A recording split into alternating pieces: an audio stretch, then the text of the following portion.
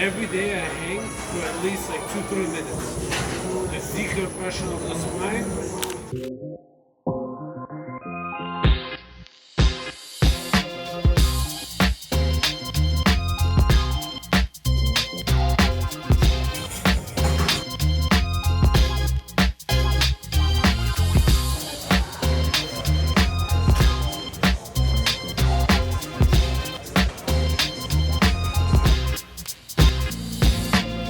This ain't didn't even start.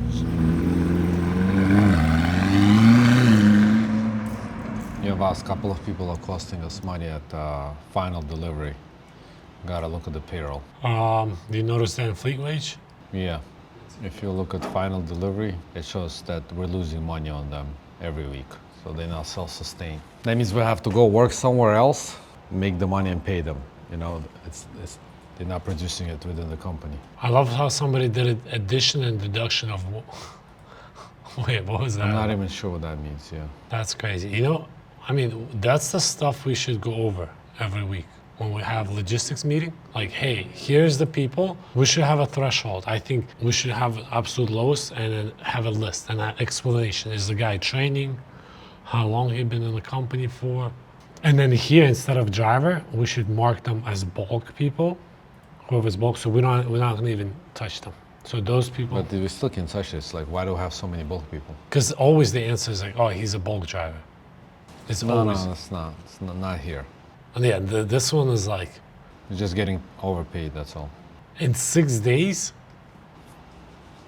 That's how many stops they did. I'm about to change profession. Let's go be a bulk driver for working capital. I'll make more money this way.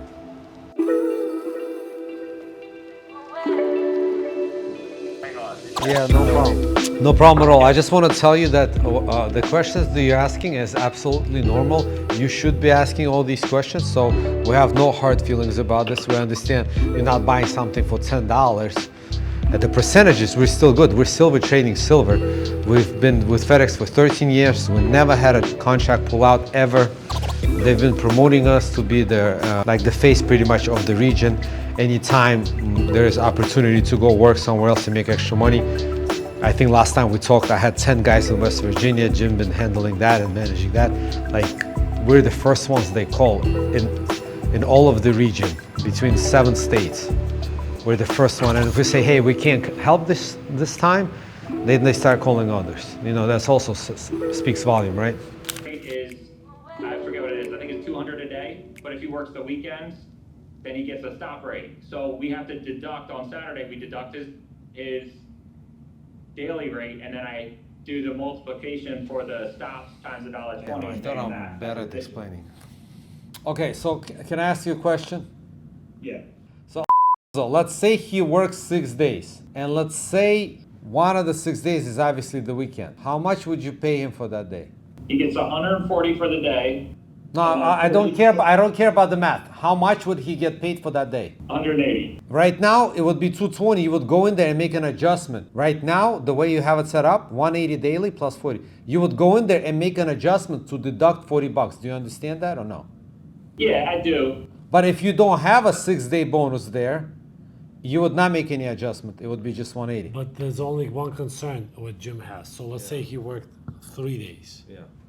He worked Friday, Saturday, and Sunday. Friday. Then I have to go in and deduct 40. Why?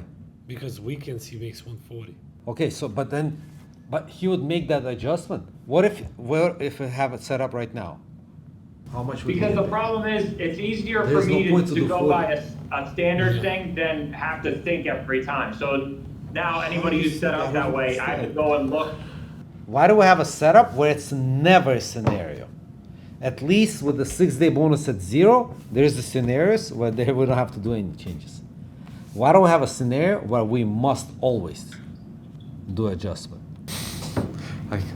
I actually thought before this call that I'm actually pretty good at explaining stuff. Oh, Leo's here. Oh, he's right there. There he is. I'm like, what lobby you're in? I'm in this one. She's in the restaurant. What's up, bro?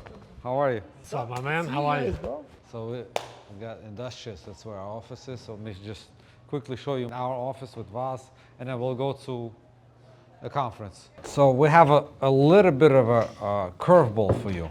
Vaz and I we have this product with Fleet Wage. I don't know if you've seen my posts. It's a software Vaz developed for FedEx contractors. So it's very niche, but there's nothing like that on the market. But our constraints are that we don't have any salespeople. We don't have a sales manual. That's the software that we have.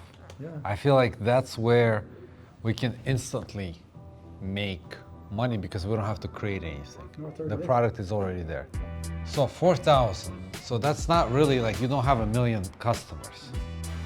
But our product is $29 per contract per week. So our thing is like that there's nothing like that on the market. I want to grab half of them. That's the maximum you can make a week. It's a good number because we're selling air at this point. It already exists. We already put in the work. The server is already running. So anything we sign up, it's money to our pocket. It's a net. So this is the constraints. Sales reps, second one, sales comp structure, sales comp. What would be interesting, because I can't really pay them, hey, like a residual. I don't think it's possible here. What's the amount of sales rep? Because there's only so many to go after. How do you build that team? How do you build that company? Potential upsell. I'm just throwing everything at you right now, just so you understand. And then we can dissect one by one if you would like. But these, I see these are the constraints, because right now, the biggest bottleneck is that everything's doing Vaz. He's doing everything here, plus writing codes, updating it, plus running 16 other companies with me. So then this becomes a hobby, whereas this could be, okay, not 160, but let's call it $50,000 a week, passive income for a week. And we're treating it like this is gonna be like $500. So, but if we structure it correctly, if we create something where this becomes 100, this becomes 200, this becomes 500, do like full time and have you job. Yo, I don't know what you guys going on, but it's fun to watch.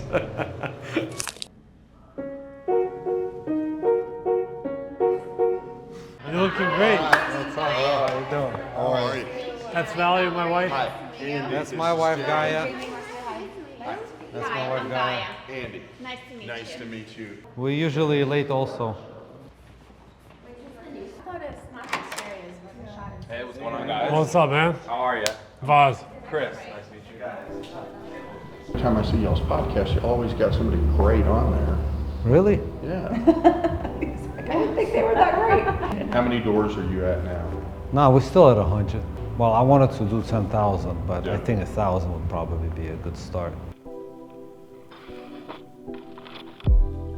Because a lot of shop owners, so for example, like, or in your case, you're real estate, but you also know how to do with cars in the auctions, right? When you pull, like in our case, like 2-3 million, you can do 2-3 more shops. Yeah. So yeah, you might not have like more real estate, but then you have the shops. That's where the money is at. Yeah. Because we're doing 300,000 revenue from one shop, right? And we're netting 100. So when I do increase in rent and I pull 2-3 million, now I can set up another 2-3 shops. That's making me 100 net each. Yeah. Versus real estate doesn't do that. So it's like, just be good what you do, and that's where the money is at. We met Andy at Andy Elliott. I'm not going to go into the real story of how we Okay. met. You can. When you got up to do when we all had to introduce Oh my ourselves God. in the den. We're not gay. Well, no, I said, well, I didn't say we're not gay. Well, I was like, well, I have a wife. Most awkward, bro. Most Because it's like a bunch of couples are getting up, so I'm the only one that's not. with a brother. It's like, this is my partner. It was like a room of like maybe like 100 some people, right? Yeah. Vaz made sure that people would remember who we are by throwing this weird joke. And this is why Andy flew out here, just to see that we actually have wives. Today podcast to kind of get to know a little bit more about Andy, and then also give value to viewers, like young entrepreneurs that are hungry, have to be smart, and then hard work. I own a couple of car auctions. I've got 5 car auctions for an independent auto auction, one of the larger independents in the country. We're out to fight. I'm the David and Goliath story. But it gets in like a gambling kind of addiction, right? Well, To bid The more. car business is 100%. I always look at it. Car business is no different than anything else. It's a gamble. It's legalized gambling. It's Yeah. you know, it's set up a lot like the stock market is, because our prices fluctuate day to day. Really, it's more week to week. But you know, you can play the market. You know. Thank you for joining us today. We have a real treat today. We have Andy Gunning from Dallas, Texas.